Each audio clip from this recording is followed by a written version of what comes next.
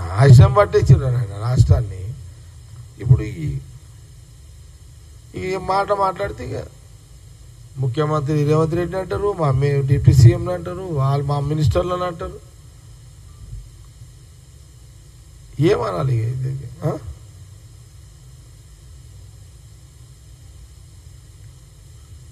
ఇదా సబ్జెక్టు? మీకేమైనా డౌట్లు ఉంటే అడుగుంటే చెప్తే. నన్ను అనొద్దని అంటలేను, నన్ను అన్నది ఏమైంది.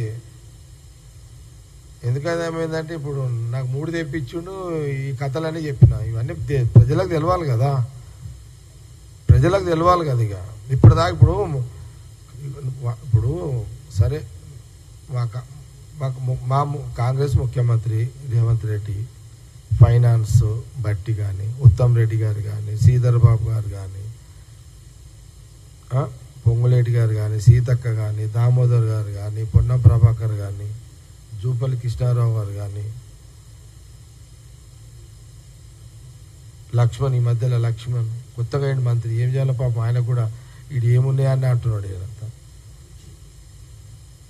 లక్ష్మణ్ కానీ, శ్రీహరి కానీ, ఏదో పాపం బీసీలకు ఏదో చేద్దాం అనుకుంటూ వచ్చి మంత్రి అయ్యిండు. ఏం చేయాలో ఆయనకు అర్థమవుతలేదు. ఏమున్నది అన్న అంటున్నాడు. ఇక్కడ అంత ఖతం చేసిరన్న ఈ కొడుకులు అంటున్నాడు. ఆయన ఈ మధ్యలో వివేక్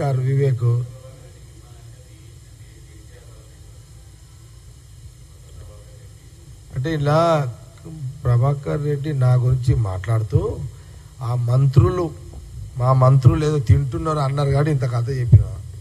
మా మినిస్టర్ల మీద పెట్టిండు కదా, మా కాంగ్రెస్ మినిస్టర్లు సీఎంని అంటున్నారు కదా ఈ మధ్యలో. ఇప్పుడు ముఖ్యమంత్రిగా నిజం చెప్తున్నా భయ్,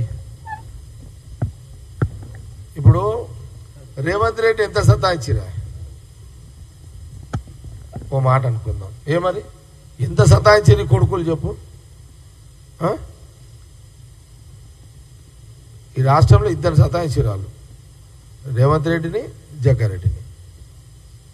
ఎందుకంటే మేమిద్దరం మిండెళ్ళం కాబట్టి. ఎవరికి? కేసీఆర్ ఫ్యామిలీకి. మేమిద్దరము మిండెళ్ళం అంటే తెలుసా మీకు? సరే, మేమిద్దరం మిండెళ్ళం కాబట్టి ఓకే, మేము మిండెళ్ళం కాబట్టి మమ్మల్ని అటాక్ చేయాలి. మరీ కింద ఇప్పుడు రేవంత్ రెడ్డి అట్లా చేస్తలేడు, చేస్తే అటాకులు వస్తాయి కొడుకులకు. ఏమని ఎంత అన్యాయమే అది. నేను ఆ రోజు సీఎం రేవంత్ రెడ్డి చూసినా కదా, ఆయన పీసీసీకి ఉన్నప్పుడు ఇంట్లోకి పోయి దర్వాజాలు దాన్ని అలా మిస్సెస్ ఒక దిక్కు, ఏం చేయలేని పరిస్థితి. ఆకేకి ఈయన రేవంత్ రెడ్డి ఆడి కూడా పోలీసులతో కొట్లాడుతున్నారు. ఇక కొందరు ఆ 3-4 ఆడున్న పోలీసు అధికారులు సరే ముఖ్యమంత్రి చెప్పినప్పుడు ఏది చెప్తే అది చేయాలి కానీ పాపం వాళ్ళని ఏమంటాం, వాళ్ళని మజ్బూర్ డ్యూటీ ఆడ. ఆ దర్వాజా దాన్నుడైంది, రేవంత్ రెడ్డి ఇంట్లో పోయి బెడ్రూమ్లో పోయి చోరుడైంది. ఏమన్నా ఏంది ఇదంతా? మీరు తక్కువ పనులు చేసినారా నాయన మీరు? మరి ఎవరికైనా కోపం ఉంటుంది. మరి నీటిలో దొరికితే నువ్వు ఆగుతారా మీరు? ఎవరైనా చెప్పండి. ఆ రోజు ఏమైందా మీ తెలివేంత?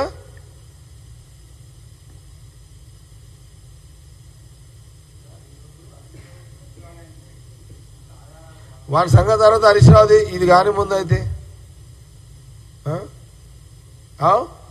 ఎంత అన్యాయం ఇది. ఎంత ఓపెన్గా టీవీలలో చూస్తూనే ఉన్నారు కదా అందరూ.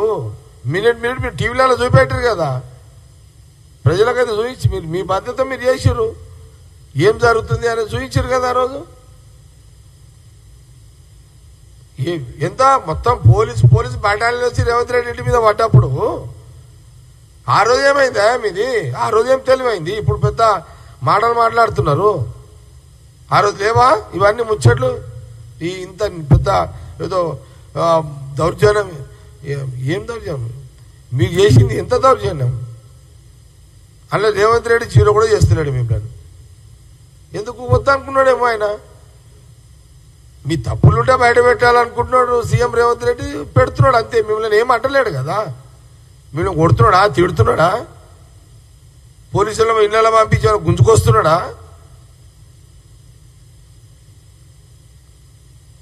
మీరే ఆడాగిరానైనా మీరైతే ఇళ్ళల్లో జోరీరు కదా. మీరు గవర్నమెంట్ ఉన్నాడు పోలీసులను పంపించారు, ఇళ్ళల్లో జోరీరు, ఇళ్ళ బెడ్రూమ్లలో జోరీరు, ఆయన గంటలు సతాయించారు. ఒక్కని చేసిరు కదా ఆ రోజైతే మీరు. దానికైతే నాకు ఏదైనా నాకు రాజకీయంగా రేవంత్ రెడ్డికి ఏదన్నా నా పార్టీ ముఖ్యమంత్రి, నా పార్టీ పిసిసి, మా మధ్యలో సమలక్ష ఉంటే అది వేరే విషయం. అదిగా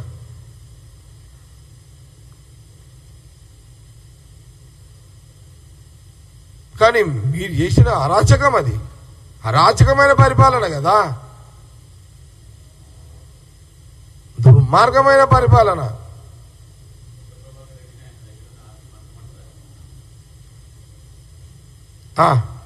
మంచి ప్రశ్న అడిగినావు. కొత్త ప్రభాకర్ రెడ్డి, నువ్వు నా గురించి మాట్లాడినావు కదా.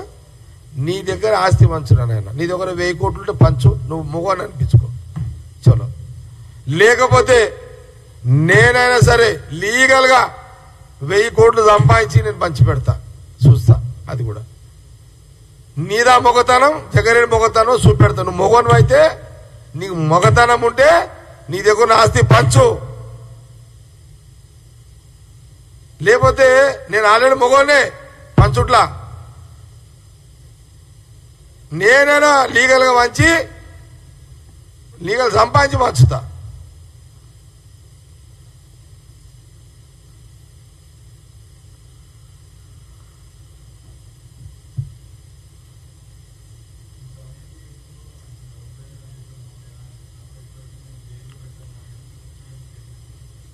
నేనేమంటున్నా, ఇదే పాయింట్ చెప్పిన. మీరు ఆ రోజు పిసిసి ప్రెసిడెంట్ హోదాలో ఉన్న కాంగ్రెస్ పార్టీ పిసిసి హోదాలో ఉన్న రేవంత్ రెడ్డి మీద చేసిన దౌర్జన్యము ఈ రోజు సీఎం రేవంత్ రెడ్డి మీ మీద చేస్తలేడు, చెయ్యలేడు. ఇప్పటి వరకు మిమ్మల్ని ముట్టుకోలేడు.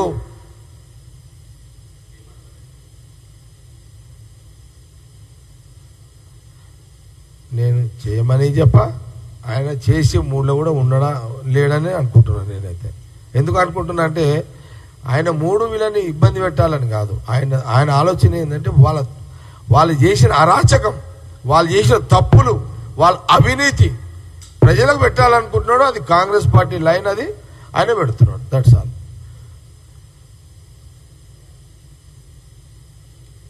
వాళ్ళు అది కదా, అది ముఖ్యమంత్రి గారి లైన్. అది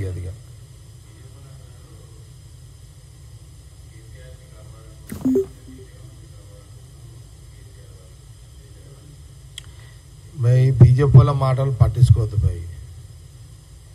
ఎందుకంటే ఇగో ఎవరు ఏదన్నా కాదన్నా కాంగ్రెస్ పార్టీ ఆనాటి before independence, after independence still secular party. సమస్త కులాల మతాల ప్రజలను కాపాడడమే కాంగ్రెస్ పార్టీ, రాహుల్ గాంధీ వాళ్ళ కుటుంబం యొక్క పాలసీ. సరే, రాజకీయంగా మాకు కేసీఆర్కి టీఆర్ఎస్కి భిన్న ఆలోచనలు, భిన్న పరిపాలన తేడా అభిప్రాయాలు ఉన్నా వాళ్ళది కూడా సెక్యులర్ పార్టీ. ఎవరిది? బీఆర్ఎస్. కానీ మీరెక్కడ ఆయన మతము కదా, వాని ఓడవాలా వీని ఓడవాలా.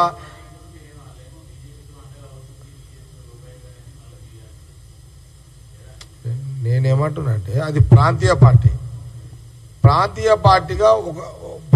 పార్టీగా వాళ్ళకు ఎవరైనా కలవచ్చు కేసీఆర్.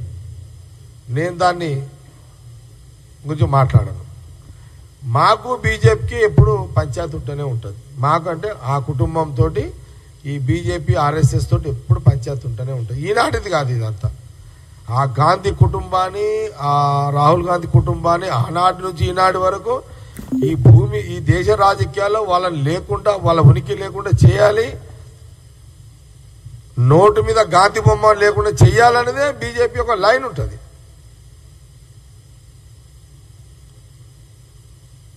వీళ్ళు ఎవరు బండి సంజయ్ మాట్లాడినా, కిషన్ రెడ్డి మాట్లాడినా ఆ మాటలకు నాకు తెలిసిన కాడికి మాటలకు వాల్యూ లేదు. ఆ మాటలకు వాల్యూ లేదు. ఇప్పుడు ముఖ్యమంత్రి రేవంత్ రెడ్డి ఆలోచన ఏంది? వాళ్ళ తప్పులు బయట పెట్టాలి, వాళ్ళని ఇబ్బంది పెట్టాలి, వాళ్ళని ఏదో బ్లాక్మెయిల్ మీరేంద్రా మీరేం బ్లాక్మెయిల్ చిందగి కదా బీజేపీ వాళ్ళది. అయితే మీ లైఫ్ అంతా ఎవడిలా దొరుకుతాడా, ఎవరిని ఎట్లా వాడుకోవాలా, ఎట్లా వాడాలనేది మీ డిజైన్ కాదు రేవంత్ రెడ్డిది. ఇప్పుడు సీఎం ఆయన డిజైన్ ఏంది, ప్రజల సొమ్ము ఖరాబ్ చేసిర్రు, ప్రజలకు తెలవాలి అనేది సీఎం రేవంత్ రెడ్డి లైన్. ఇది వాళ్ళని ఏదో ఈ బాధలు పెట్టాలని కాదు, ప్రజలకు చెప్పాలని. మీద అట్లా కాదు, ఎట్లా వాడదామా ఎట్లా కొడదామా అని మీ లైన్, అది ఎట్లా వాడుకుందామా అనేది బీజేపీ లైన్, కాంగ్రెస్ లైన్ అది కాదు. ఇంకెనీ డౌట్స్?